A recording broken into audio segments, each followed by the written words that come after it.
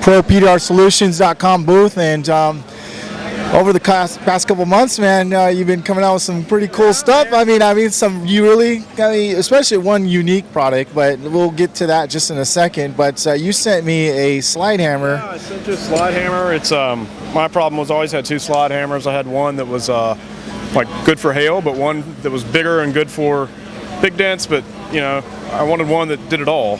And so we messed around with some different weights and stuff, and kind of came to the conclusion like about 850 grams is a good amount on the slide to kind of do both. It's still gentle enough to pop some hail, but big enough to have some mass behind it to pull some big dents out. So yeah, we CAD'd these up in AutoCAD and sent them out for manufacturing, and here they are.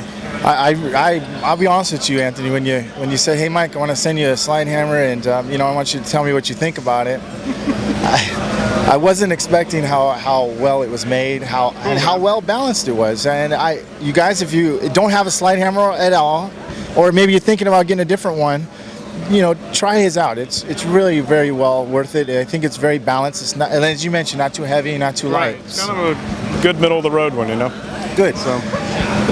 So the other product you have out, which is I really like. For years carried two knockdown tools. I had a sharp one and one that was a little more flat tip, and I'm constantly laying one on the hood and it's rolling down in the engine, or where's my tool? I need the other, and I leave it on the bumper of my car or something, and I was like, man, why can't I just have both tips on one tool? So that's kind of what I did. I sat down with my same engineer friend and we CAD'd this little puppy up. Actually, first one I made it out of clay, and then we measured it and took the dimensions off of that to come up with this. But basically, it's a 5/16 18 thread count, which is what all the Dentcraft, Ultra, Dent Gear, everybody's using. I'm not making the tips, I'm just selling the actual piece. But the beauty of it is you get two tips in one tool, and just depending on which tip you hit, it's that easy to switch tips. It's great for blending in rails. I find myself and my technician, we always, especially when we're starting a dent, or maybe we're starting a dent, we need a thicker knockdown, maybe a soft tip knockdown that put it top, and then switch to a sharper tip. And then we're always looking, and it takes time, especially when you're concentrating. You think about how much time you spend turning around to your truck to grab a different tool. Those little things add up.